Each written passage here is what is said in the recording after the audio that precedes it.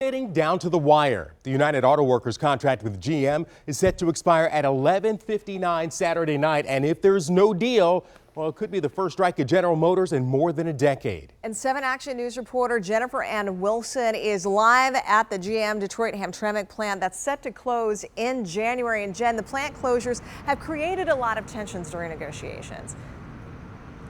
Yeah, it sure has. You know, some workers have the feeling that, hey, we took concessions and cuts when times were tough. We don't want to just be pushed to the side now that the economy is doing well. And if they aren't happy with the deal that GM presents or offers, the UAW says they are ready to strike. In fact, those two words, "we're ready," they were seen on banners and signs at the Labor Day parade through Detroit this year. The UAW specifically represents nearly 150,000 hourly workers at Ford, GM, Fiat Chrysler. Workers at all three voted to authorize a strike by more than 95%. That's according to the UAW. Now, contract negotiations at GM, they were meant to be a template for other automakers. The GM Hamtramck plant scheduled to close in January 2020. Well, it's one of many signs that times are changing.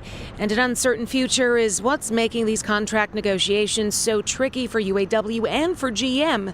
That's according to experts. There's all this mobility stuff coming. There's electrification coming, electric cars. Nobody even knows if they can make money on them. There's all this investment in autonomy. There's a lot of spending going on with less money coming in. So, Jennifer Ann, if union workers do decide to go on strike, how will that potentially impact GM and people who want to buy cars? Well, there are several reports saying that GM has stockpiled vehicles for more than 2 months.